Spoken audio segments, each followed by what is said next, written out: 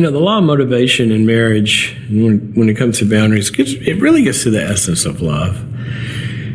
There's no such thing as love and a loss of freedom. The Bible is very clear about this. It says in Galatians 5, it says, "It is for freedom that Christ has died, and don't ever be subject to the yoke of slavery again." Now, what does that mean? Well, it means that when we love God, we got to be free to love God. That's what a bondservant is. See, he set us free from the demands of the law, set us free and said, "I love you.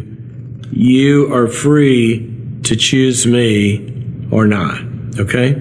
So when we love, are we doing that out of freedom? Is it purposeful? One of my favorite verses about giving is in 2 Corinthians 9.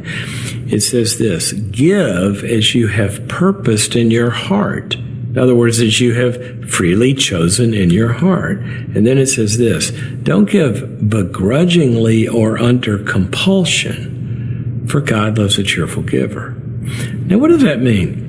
Begrudgingly, that's not when I'm giving out of a motivation of I'm giving because it's going to be good for you and I love you and it's the best thing to do. I'm giving in if it's begrudgingly.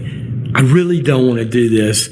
It's something if I felt free, I wouldn't do, but you're making me do it. And we blame each other for our own giving.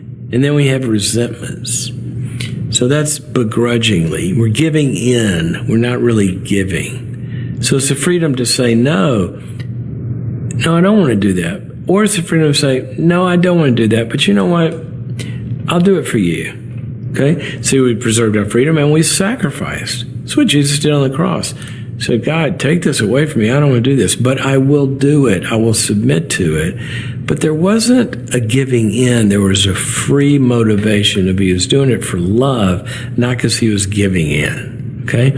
Now, the second side of that verse says begrudgingly or under compulsion. Compulsion is an internal loss of freedom. We feel compelled. We should. I'm bad if I don't do this. I'll feel guilty if I say no. That's not love either. Or if we're afraid, right? Think about that. Leviticus 19 says, "Don't pervert justice."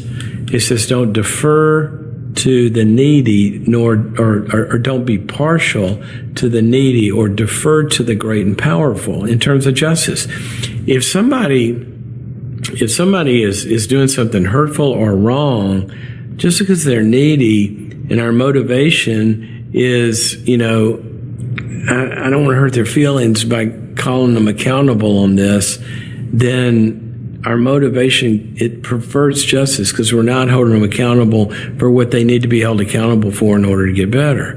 Or deferring to the great and powerful. If I'm not standing up to something because I'm afraid, then my motivation is not love. It's fear of, having them not get mad at me or something. So we got to look at, when we say yes, why are we saying yes? And when we say no, why are we saying no? And the Bible is very clear. This whole gospel is about faith working itself out through love.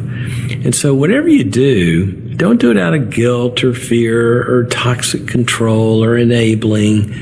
Do it out of love. And I don't mean don't make hard choices that cost you. Make choices that cost you everything. But when you make them like Jesus did when he went to the cross, where I'm freely giving you this. It is going to cost me to give up what I really want to do so we can go do what you want to do. It's a loss, right? But I don't resent you for it. I'm freely doing it because I love you. Am I going to miss what I didn't get to do? Yeah. But I'm happy about it because God loves a cheerful giver.